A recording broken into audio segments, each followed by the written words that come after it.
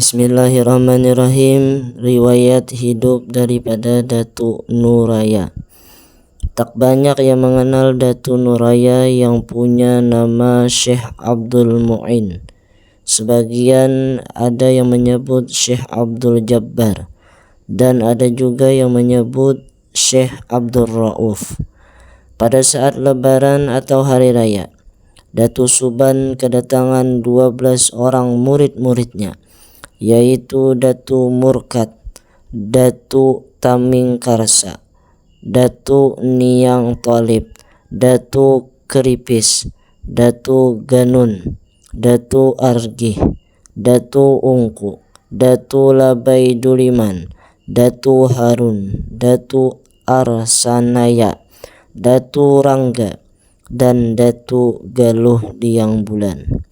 Ketika sedang menikmati hidangan yang disediakan tuan rumah, tiba-tiba datang seorang yang bertubuh sangat besar. Serta merta mereka terkejut dan segera mengambil tombak dan parang untuk menghadang orang tersebut. "Assalamualaikum warahmatullahi wabarakatuh," kata orang tersebut sambil mendekat. "Waalaikumsalam warahmatullahi wabarakatuh," jawab para datu. Lalu Datu Suban berkata kepada murid-muridnya bahwa orang yang memberi salam itu insya Allah akan berniat baik dan tidak membahayakan. "Maaf, siapa saudara yang datang dan dari mana asalmu serta apa maksud saudara?" tanya Datu Suban. Si raksasa hanya menjawab dengan ucapan "La ilaha illallah." Setiap Datu Suban bertanya, selalu dijawabnya dengan kalimat tauhid "La ilaha illallah" hingga 7 kali ditanya dan dijawab dengan 7 kali zikir tauhid itu. Setelah 7 kali zikir tersebut, tiba-tiba raksasa itu ambruk. Lalu para datu menghampiri dan memeriksanya. Ternyata orang besar itu telah meninggal dunia. Serampak mereka berujar "Inna lillahi wa inna ilaihi raji'un."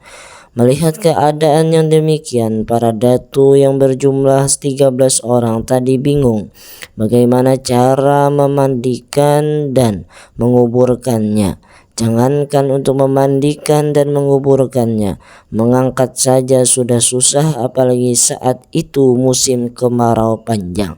Biasanya tanah sangat keras, sedangkan lubang untuk penguburan harus lebar dan panjang. Dan untuk memandikannya juga diperlukan air yang sangat banyak. Konon di tengah kebingungan, para datu tiba-tiba hujan lebat turun, dan ketika mereka mengangkat jenazah itu dengan mengarahkan tenaga penuh, ternyata tubuh orang besar itu sangat ringan, hanya seperti segumpal kapas. Serentak mereka berseru "Subhanallah." Sebelum mereka membersihkan mayat itu, Datu Suban menemukan sebuah tas selempang dari dalam pakaiannya. Setelah membukanya, ternyata terdapat sebuah kitab yang akhirnya terkenal dengan sebutan Kitab Barincong. Para datu mulai membagi tugas. Membersihkan mayat ialah Datu Argih, Datu Niang Thalib, Datu Ganun, Datu Labai Duliman, Datu Ungku, sedangkan Datu Keripis bertugas mencari batu nisan dari batu alam, sedang yang lain membuat lubang kubur di Gunung Munggu Karikil dekat Munggu Tayuh. Konon lubang yang digali tidak cukup untuk mengubur jenazah itu. Ternyata kakinya harus dilipat sehingga tubuhnya seperti huruf Hamzah. Pada hari ke-7 setelah meninggalnya, raksasa itu Datu Suban membuka kitab yang ditemukan pada jenazah tersebut di hadapan 12 muridnya sambil mengucap Bismillahirrahmanirrahim.